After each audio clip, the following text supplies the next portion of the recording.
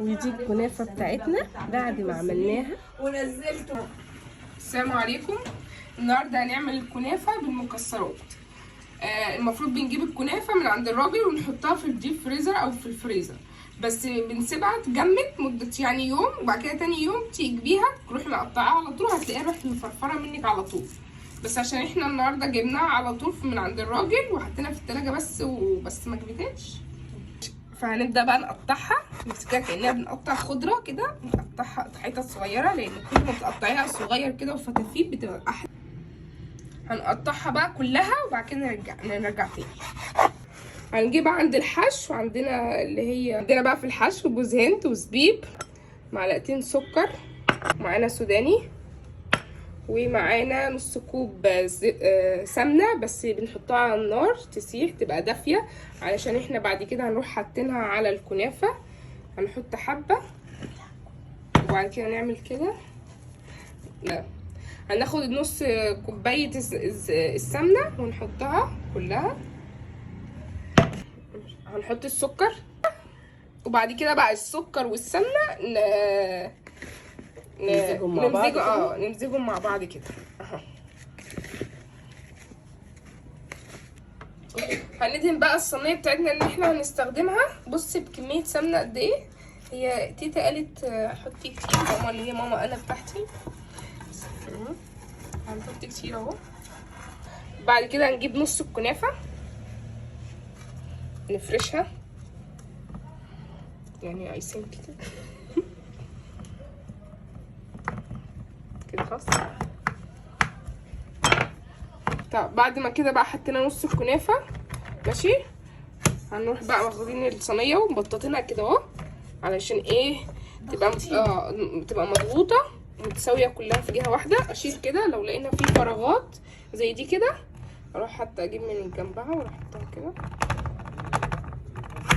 ماشي، واقعد ادوس بقى جامد جامد، عشان انا امي بتقول لازم تدوسي جامد كده عشان ما تبقاش خارجه عن بعض كريتش.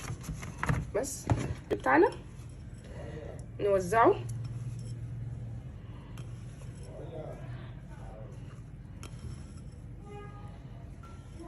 السوداني،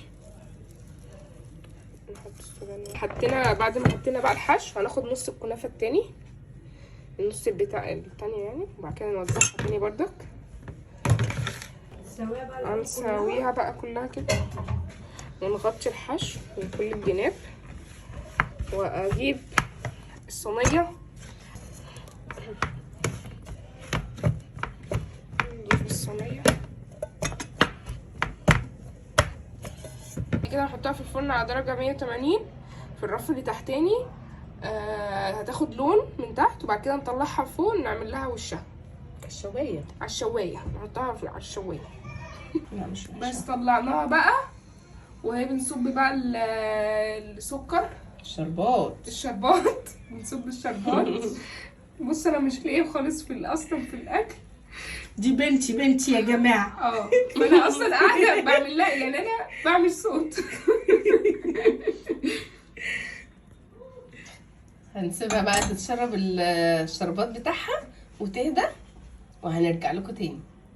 دلوقتي هنحط عملنا صوص شوكولاته كده، ان شاء الله نبقى نعمله معاكم مره تانية. وهنحط كده التوبينج بتاعها شوكولاته يا جماعه. بصوا المنظر، بصوا شكلها، بصوا قد ايه هتطلع حلوه. هنقطعها بقى يا جماعه عشان اوريها لكم من جوه.